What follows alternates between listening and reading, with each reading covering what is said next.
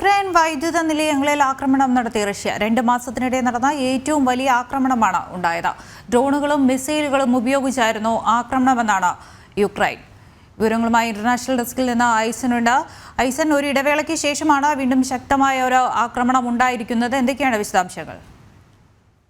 തീർച്ചയായും ദൃശ്യ, ഒരു ഇടവേളയ്ക്ക് ശേഷം അതിശക്തമായ ഒരു ആക്രമണം ഉണ്ടായി എന്ന് തന്നെയാണ് സെലൻസ്കി ഉൾപ്പെടെ വോളോഡിമിർ സെലൻസ്കി ഉൾപ്പെടെ ഇപ്പോൾ വ്യക്തമാക്കിയിരിക്കുന്നത്. നമുക്കറിയാവുന്നതാണ്, അല്പസമയം മുമ്പാണ് ഇത് സംബന്ധിച്ച വാർത്തകളെല്ലാം തന്നെ പുറത്തു വരികയും ചെയ്തത്. കഴിഞ്ഞ സെപ്റ്റംബറിന് ശേഷം അതിശക്തമായ ഒരു ആക്രമണം ആദ്യമായാണ് ഉണ്ടാകുന്നത്. ഏതാണ്ട് 2 മാസത്തിനിടെ ശക്തമായ ഒരു ആക്രമണമാണ് ഉണ്ടായിരിക്കുന്നത് എന്നാണ് ഇപ്പോൾ അധികൃതരെല്ലാം തന്നെ, യുക്രൈൻ അധികൃതരെല്ലാം തന്നെ വ്യക്തമാക്കിയിരിക്കുന്നത്.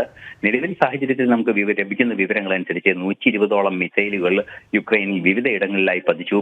മിസൈലുകൾ പതിച്ച ഇടങ്ങളെല്ലാം തന്നെ ഊർജോത്പാദന കേന്ദ്രങ്ങളായിരുന്നു. വൈദ്യുത ഉത്പാദന കേന്ദ്രങ്ങളും അതിന്റെ നിയന്ത്രണ സംവിധാനങ്ങളും ഉൾക്കൊള്ളുന്ന പ്രദേശങ്ങളായിരുന്നു എന്നാണ് അറിയാൻ സാധിക്കുന്നത്. കൃത്യമായ ഒരു ലക്ഷ്യത്തോടെയാണ് യുക്രൈന് നേരെ ഇത്തരമൊരു ആക്രമണം നടത്തിയത്. വൈദ്യുത ഉത്പാദനം കൂട്ടേണ്ട ഒരു സാഹചര്യത്തിൽ വൈദ്യുത ഉത്പാദനം തകർക്കുന്നതിനുള്ള ഒരു നീക്കമാണ് നടന്നത് എന്ന വിവരമാണ് ഇപ്പോൾ ലഭ്യമാകുന്നത്. നേരത്തെ നമ്മൾ സൂചിപ്പിച്ചതുപോലെ 120ഓളം മിസൈലുകളും 90ഓളം ഡ്രോണുകളും ആക്രമണത്തിന് ഉണ്ടായി എന്നാണ് അറിയാൻ സാധിക്കുന്നത്. പൂർണ്ണമായും ഇരുട്ടിലാണ്ട് പോയ ഒരു പ്രദേശം മുഴുവൻ പൂർണ്ണമായും ഇരുട്ടിലാണ്ട് പോയ ഒരു സാഹചര്യം കൂടിയുണ്ടെന്നും റിപ്പോർട്ടുകൾ പുറത്തു വരുന്നുണ്ട്.